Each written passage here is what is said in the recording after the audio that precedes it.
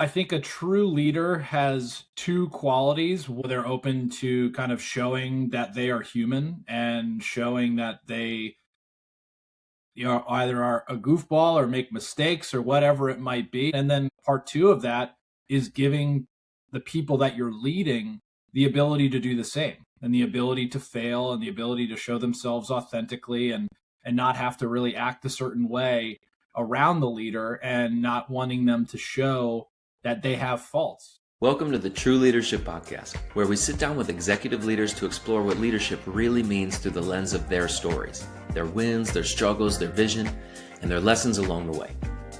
I'm Ty Hammond, founder of One Mountain Leadership and creator of the True Leadership Approach, an awareness-based path that helps leaders shift their focus from what to do about their problems to how to grow from them. Whether you're just stepping into leadership or are well-seasoned and at the top of your game, your potential won't be realized following someone else's script, but you can draw insights from their stories and turn it into wisdom by putting it into practice in your own life. Welcome to the True Leadership Podcast, where we explore the essence of leadership beyond tactics and performance by sitting down with executives to hear what matters most to them. I'm your host, Ty Hammond. Today's guest is Kevin Hubschmann. Kevin is a former enterprise SaaS salesperson turned stand-up comedian and founder of LaughDot, where he now sells laughter as a service. Blending applied improv with real-world sales experience, Kevin helps professionals unclench and perform at higher level through humor, play, and human connection. Through LaughDot events and LaughDot Studio, he works with companies across tech, healthcare, law, and higher education to strengthen teams, sharpen communication skills, and build memorable brand voices. Based in New York City, Kevin produces corporate experiences and live comedy shows that prove laughter is not just entertainment. It is a strategic advantage in modern business.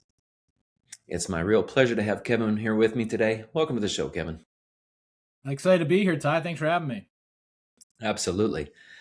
Every leader has a beginning. Of course, who we are as leaders and at work starts taking shape long before we start a business, advance to any position of leadership, even take on any job. I'm curious, who is someone from your early life or an early experience that really shaped the kind of leader in the human that you are today?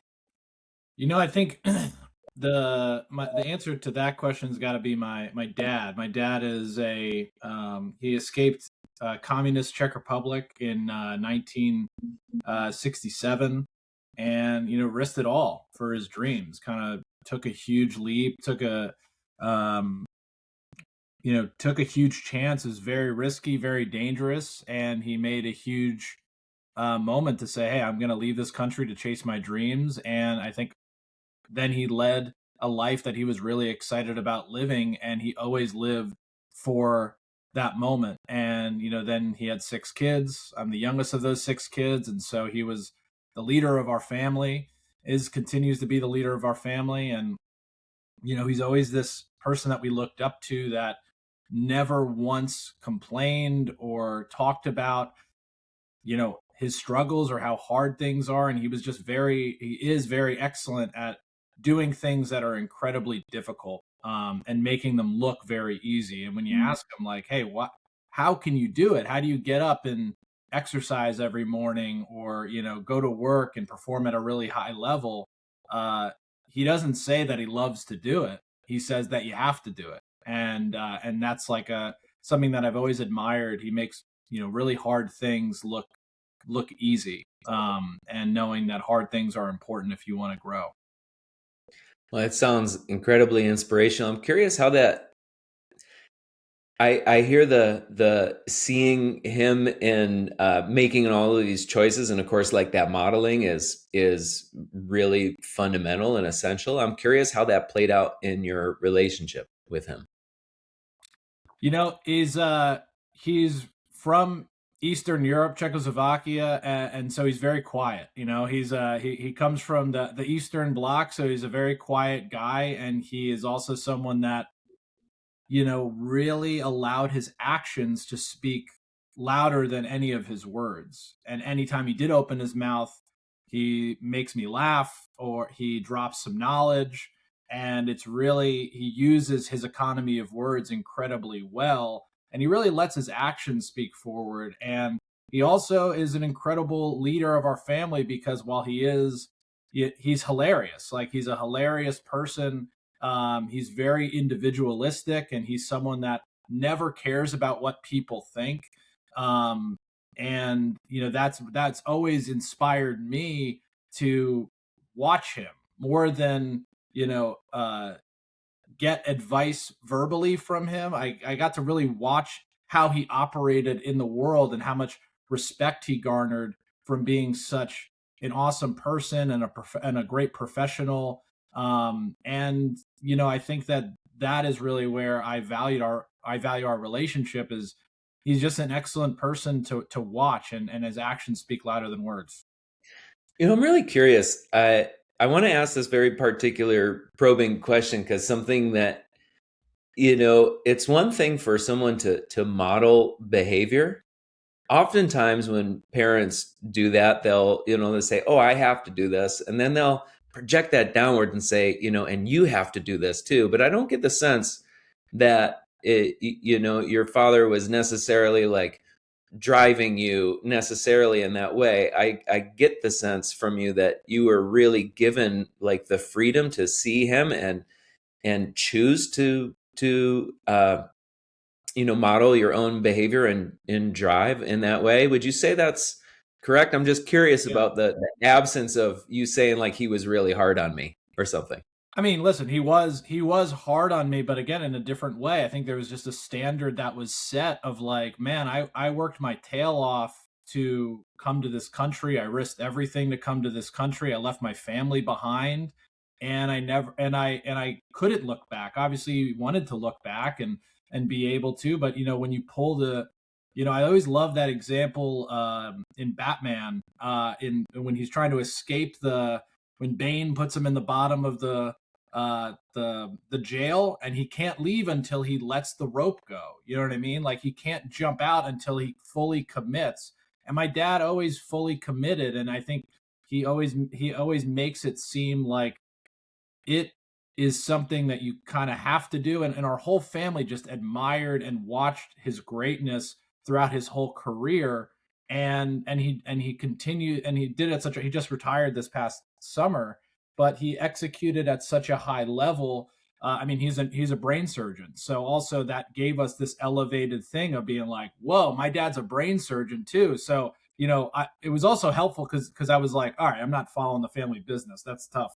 So that gave a little less pressure. I didn't feel like I had to be. And my sister's a doctor, my other sister's a nurse practitioner, but everyone kind of also went in their own direction. And I think everyone is inspired by his work ethic rather than the actual profession. Even in his profession, we took the intangibles. Like, we'd go to a supermarket and people would come up to him and praise him for all the help that they did, or he did for them. And so that's also something that we were in awe of like, man, this guy is a superstar. He's a rock star. And if we can kind of just follow his behaviors, and kind of put our own his work ethic's just incredible, and allow us to go in that direction, whatever we're passionate about. And I remember always asking my dad, hey, when are you going to retire? And he goes, Kevin, I don't want to retire because that means that I'm not going to be doing something I love. I love what I do. So retiring is actually a negative thing to me because I love waking up every day and doing that. So that was another inspiration. You're like, oh, just find what you do. Obviously, it's a cliche, and you don't work a day in your life. And this is a guy saying this on doing, neurosurgery. So everyone's got their own passions. Absolutely. I'm interested to hear, especially with this experience. Of course, in this podcast, we're exploring the essence of leadership, what I call true leadership. Of course, that's going to mean different things to different people. I'm curious, what does true leadership mean to you, and what makes a true leader in your eyes? I think a true leader has two qualities. One, they are open to being self-deprecating.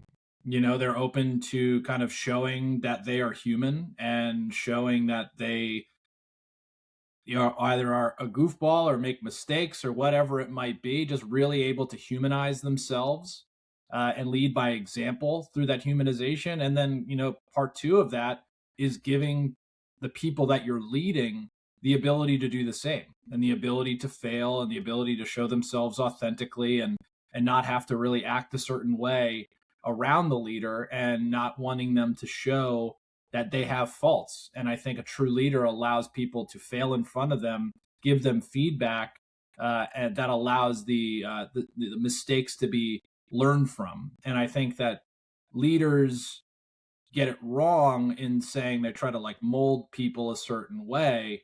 I think people really need the ability to look inward and mold themselves. I love that, and of course, you're helping leaders with this. So I'm curious to hear, what is your sense of what actually helps leaders to, be humble in this way, open to learning and sharing in this way? I think it could be disseminated as something as simple as listening, active listening, and having a very open ear to everything that somebody is saying, and not interrupting their thought process or even their ability to fail. It's the ability to really sit back and kind of take in everything, and then take action from there. And I think a lot of leaders, when we begin working with them, especially when we're doing exercises that are related to improv, they put on a certain face, and they have their guard up, and they're trying again not to be. They're trying to be what they think is a leader, which is somebody that doesn't make mistakes. And what they instead need to be doing is really instead listening and growing and learning, and showing by example, okay, this is how you can evolve, is by, hey, let me just really sit in this and let me listen to what's going on. And so a lot of any sort of exercise that we do in what we call laughing and development is helping people to quiet that voice in their head that wants to talk or that wants to interrupt people, and really sitting in it. And so listening, active listening, is such a big foundation of what we do, that active listening, once you have that, then it can lead to empathetic communication, and then it can lead to a lot of other amazing things to help support your team. But with those two things, with active listening being the base, you can really launch a lot of different directions. Yeah, incredible wisdom there. I'm curious. Life and leadership, of course, is a path that's shaped by fundamental turning points along the way. Sometimes these turning points, happen in like the blink of an eye, like a flash of lightning, and other times they happen more slowly over longer periods of time. I'm curious to hear you talk about a particular inflection point, a turning point in your own life, some time in which you really felt like you really had to outgrow particular ways that were no longer serving you. Yeah, I think my whole early life and into my career, I always felt like there was, silly Kevin and like serious Kevin. And I've developed that and calling it my 5 to 9 personality, which is my work personality, and my 9 to 5 personality. And there was a moment where I was having a sales call, and my manager was, overseeing it. And when I was done, I thought it went well. And the manager gave me the advice, and his feedback was, stop being so salesman and start being more Hubschmann.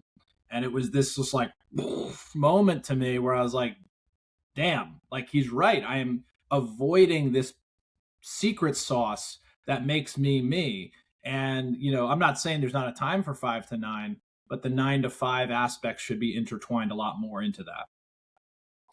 Yeah, part of what I'm hearing from you really aligns so much with, my concept of like beyond performance, which is moving beyond looking like a leader or acting like the leader that we think we should be, and actually being one, which is essentially being ourselves. And I think what I'm really hearing in the way that you're helping people with this is like playing, having fun, comedy, humor is not a performance. It's more play. Would you say that's? Yeah, it's exactly what it is. I think Plato said it best when you can learn more about a person in an hour of play than a lifetime of conversation. I think that's what the quote was. Maybe it was a year of conversation, but same difference.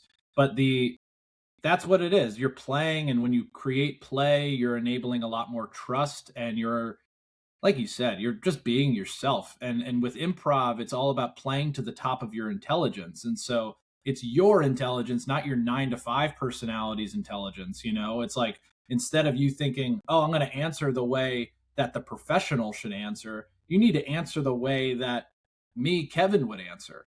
And that is what people get caught up in. And that's why I'm also sometimes against only people. Obviously, it's a good mix when you're training, but role play can have a negative impact, because people are actually role playing as this ideal professional version of themselves, which is not who they might be.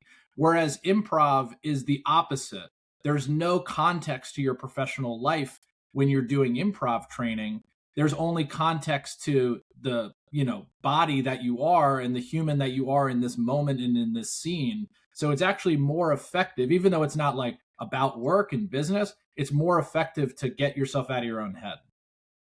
Yeah, it makes a lot of sense how it would not be effective to step in a role and try to be yourself, but rather be yourself and realize that you have a role, which Exactly. feels like a really important distinction. I love that distinction between the role play, because I also, in my own facilitation and work with teams, find that to be rather ineffective.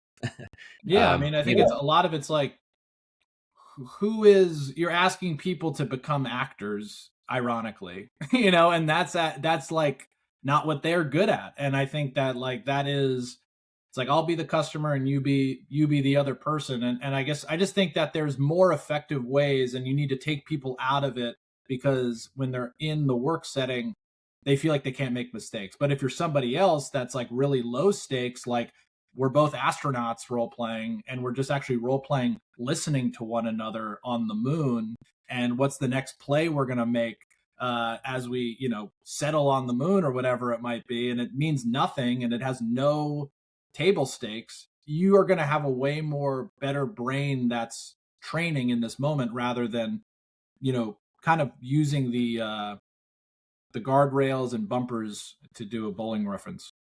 Yeah, yeah, I really love that. What you're talking about here requires continuous learning and growth. We're talking about that openness, the curiosity, the play, the humility, all of those things. Thinking about your own journey over the past few years, letting go of the salesman and being more Hubschmann, what do you feel like has been the most valuable investment that you've made in yourself for your own growth? What's helped the most with that? I got to say, it's doing stand-up comedy. I I feel like I have a disease that is, I can't stop looking at the world in a funny way, and I have to write it down. So like, I already have that thing where I'm like, I got to write it down.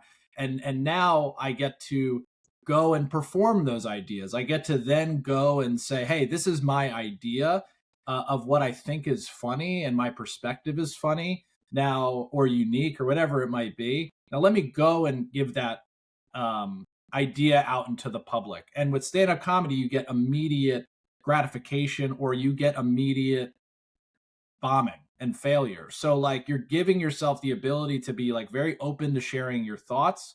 And you also get the ability to like really eat it, like really like not succeed. And I think that that humility is also so valuable, that you need to, I think, like, if I do anything well, it's failing. Like, I'm so good at failing, and I have so many reps, and I've learned nothing when I succeed. I learn everything when I fail. And that is actually what stand-up comedy is. And with succeeding, you get laughter and you get engagement. With failing, you get bitter silence that makes you question life and why you do this in the first place. But like, that's what life is about. And I think people shouldn't shy away from it. They should lean into it. Well, I love that, and just a little transparency here. So I'm after 20 years of writing music and singing songs solo, I just started a band, and I'm about to get out there and bite it hard in all of the Yeah. ways that are going to be necessary.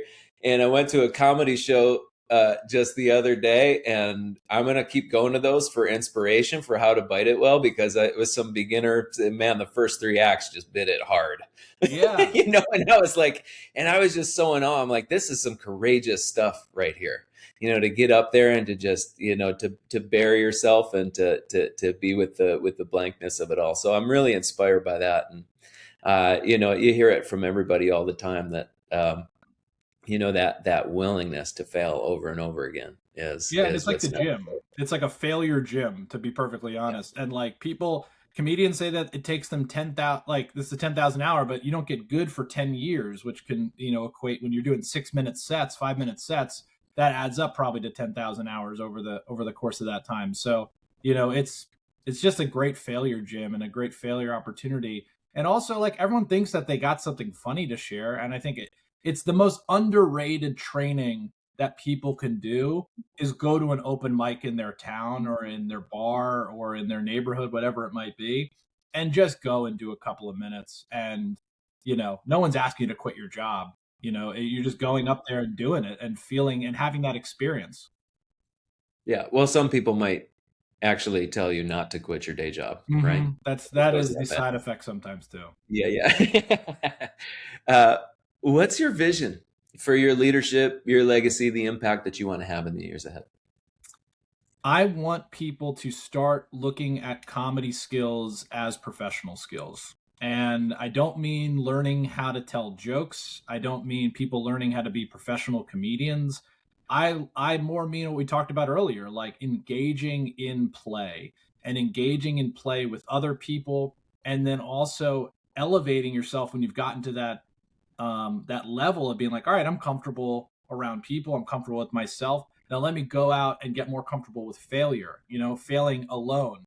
I think what we've created and we're trying to build is like a ladder system where people start with improv and failing in a closed group of people and kind of just having this environment and this support group of being like, great, we're all in this together, none of this matters, let's turn failure into like the worst thing that happened into the best thing of the show. And then as you get comfortable with that, kind of mimicking my journey that I had, how do you go out and do that solo?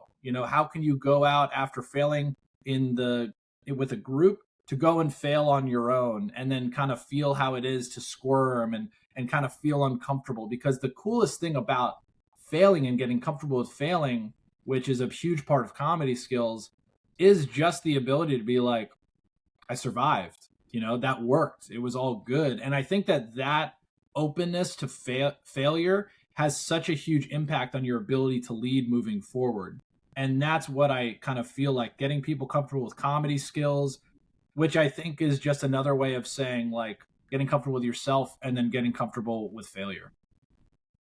Yeah, it's an interesting thing that the ability to go out and try things. First of all, oftentimes when we go out and try things, we don't fail as much as we think we did. But then the other thing is that if we do, we realize that the thing that we were afraid of isn't actually that scary when it happens. Mm-hmm. Yeah. And I mean, And stand-up it's comedy is a little bit of both on those ends. I mean, like most people do fail, but it's also a degree of like, you probably watched the show and it was like amateurs and the vibe was just probably weird and it was not a proper comedy show. And so you can start to throw a little dirt on that aspect of it. But like, yeah, I think you nailed it. It's like it's never as bad as you thought. Like people think the world's going to come down crashing on you. And this is another thing you learn in improv when you do it. A lot of people don't really care about you. And I don't mean that in a negative way. I think I mean that in a way of like they're so focused on themselves, they don't have time or energy to truly judge you. They're always judging themselves, and people are so hard on themselves that it's such a freeing thing to then realize like, oh, like if I fail or get judged, I'm gonna fail in a little, not as hard, and I'm gonna get judged less because people are so focused on how they look themselves in the mirror rather than what you look like. boy, that is an essential piece of wisdom to start getting that one right there. Uh, where do you feel the most tested right now in your own life? What challenges are stretching you the most? Where do you most need to grow? I think that I always just feel, I know I don't want to beat it over the head, but like I think that there you can always fail more. I mean, like I think that like where I'm I'm wanting to not, it's the, like you said, like learning and training is about consistency. And I think that that's, if anything, like what I'm trying to always grow. And what I'm stuck on is like being like, I think I got my taste. I've been doing this for 10 years. I think I have it. And I think that that's like the idea of stopping going to the gym. Like your muscles are going to atrophy when you don't put in consistent training and work.